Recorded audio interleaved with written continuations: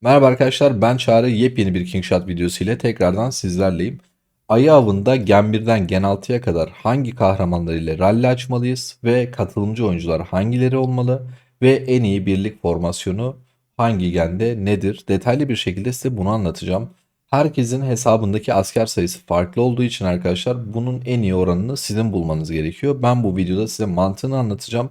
Siz de kendi hesabınızdaki asker sayısına göre en iyi oranı yapmaya çalışacaksınız. Ama öncelikle ayı avı nasıl çalışır size detaylı bir şekilde bunu anlatayım. Ayı avı oyunda bir tane boss'tur ve bizim için çok değerlidir. Düzenli olarak 2 günde bir katılmamız gerekiyor. 48 saatte sadece bir tane ayı avına katılabiliyorsunuz. 2 tane tuzak olmasının sebebi oyun global bir oyun.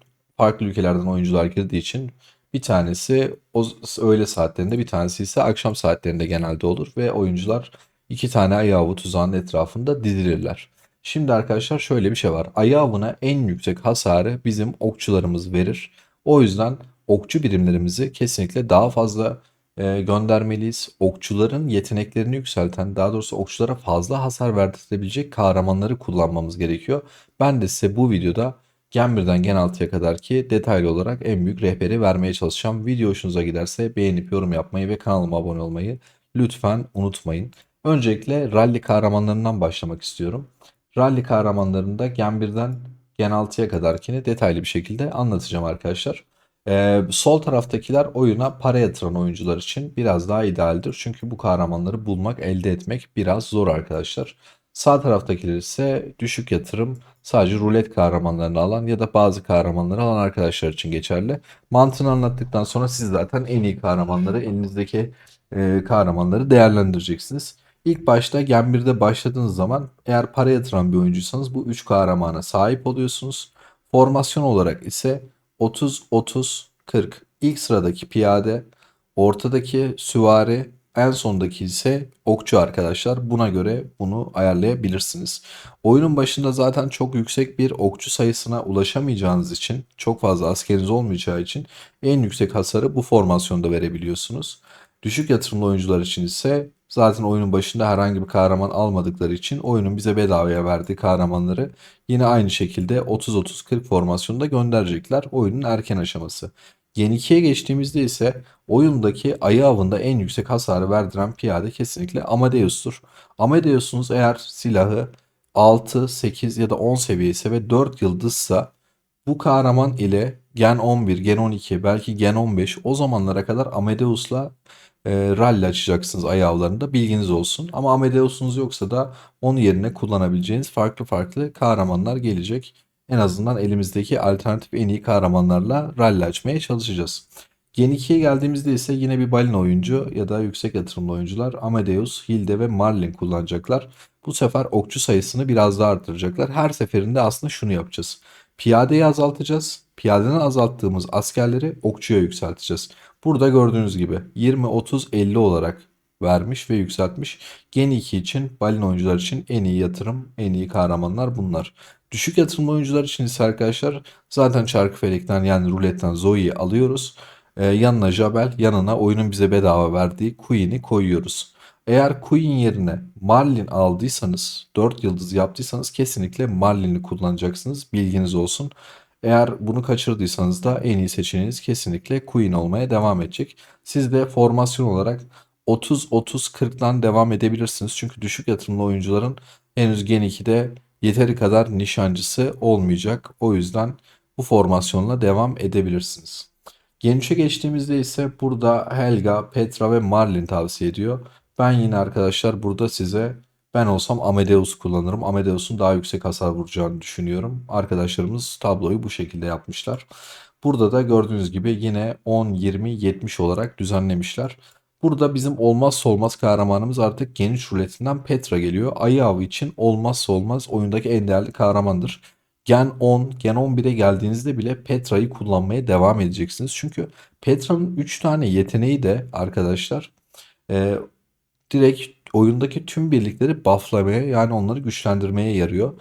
Bu oyundaki bunu yapan tek süvari ve sizin okçu birimlerinizi güçlendiren tek süvari olduğu için kesinlikle bunu kullanmanız gerekiyor.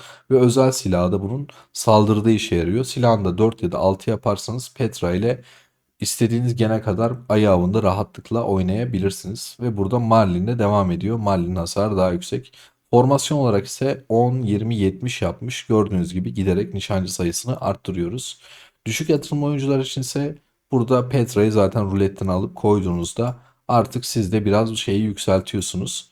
20 piyade, 40 süvari ve 40 okçu olarak göndermiş. Ama siz bunu yine 20, 30, 50 olarak yapabilirsiniz arkadaşlar. Tamamen hesabınızdaki nişancı sayısına göre değişecek.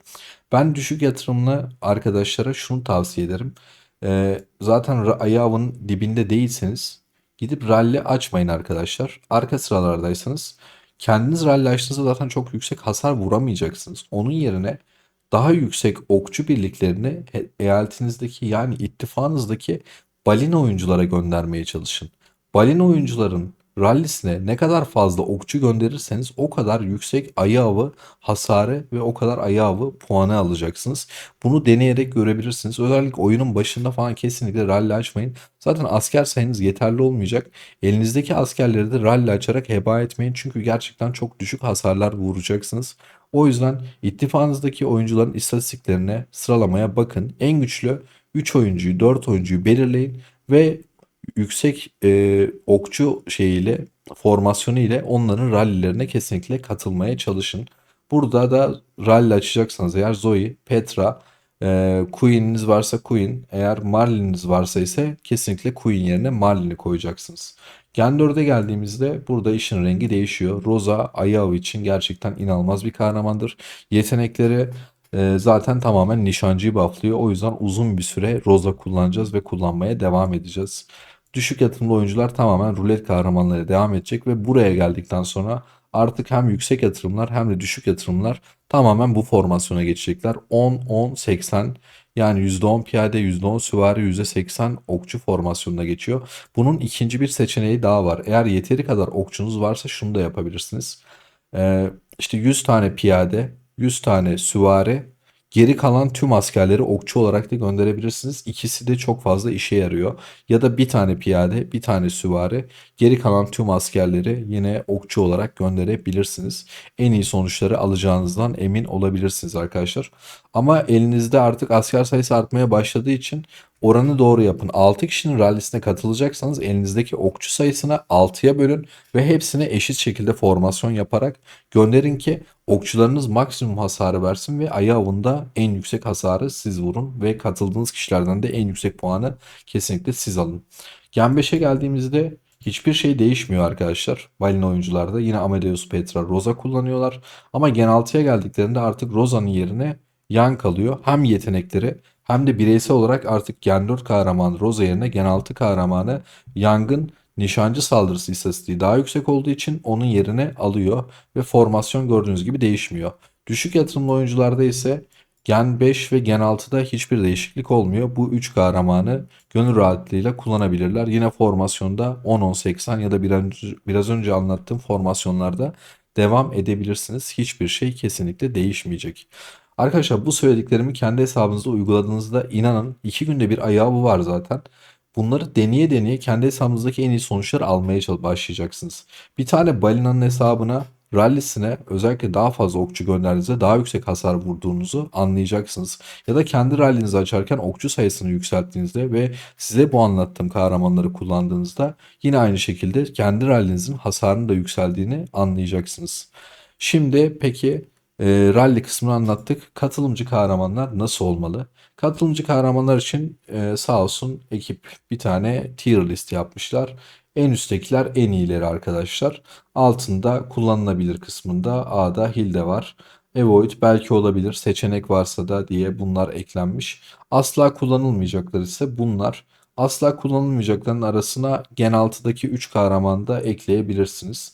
Bunu nasıl karar veriyoruz? Katılımcı kahramanlar şu şekilde belirleniyor arkadaşlar.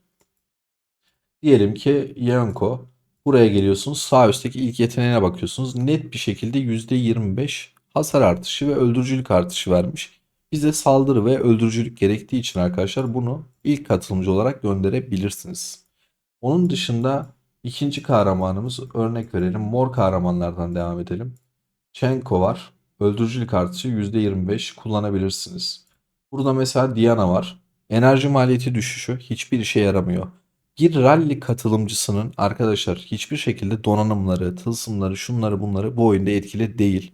Sadece gönderdiği ilk kahramanın 3 tane kahraman gönderiyoruz ya. Oradaki ilk sıradaki kahramanın sağ üstteki tek bir yeteneği geçerli olur. O da bu. O da enerji maliyeti ise hiçbir işe yaramaz. Net bir şekilde hasar olması lazım. Ya da gidip bunu gönderirseniz bize sağlık artışı veriyor. Ayı avında bizim sağlığa ya da savunmaya ihtiyacımız olmadığı için o da hiçbir işinize yaramayacaktır. Net bir şekilde saldırı ya da hasar artışı vermesi gerekiyor. Aynı Amadeus'ta ya da diğer kahramanlarda olduğu gibi. Yine bazı kahramanlarda da bazı tetiklenmeler ya da şans ihtimalleri var. Mesela burada hasar artışı %100 diyor ama 4 turdan birden fazla vuruş yaparak hasar vermesini sağlıyor.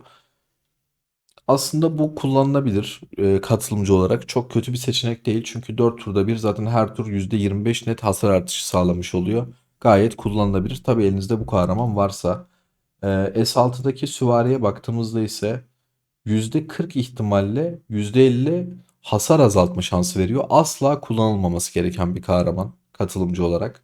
Ya da S6 piyadesine baktığımızda da net bir şekilde bize %25 savunma veriyor. O yüzden S6 kahramanlarından sadece katılımcı olarak Young kullanılır. Ama zaten bununla rally açacağınız için kullanacağınızı düşünmüyorum. Yine de bilgi olarak elimizde kalsın. Genel olarak Ayı Avı bu kadar arkadaşlar. Daha öncesinde Ayağı ile alakalı çektiğim birkaç video daha vardı. Onlar da çok kısa videolar. Onları izleyerek bu bir iki videoyu birleştirerek Ayağı'nda en iyi sonuçları elde edebilirsiniz. İzlediğiniz için çok teşekkürler. Kendinize iyi bakın. Yeni videolarda görüşmek üzere. Sağlıcakla kalın.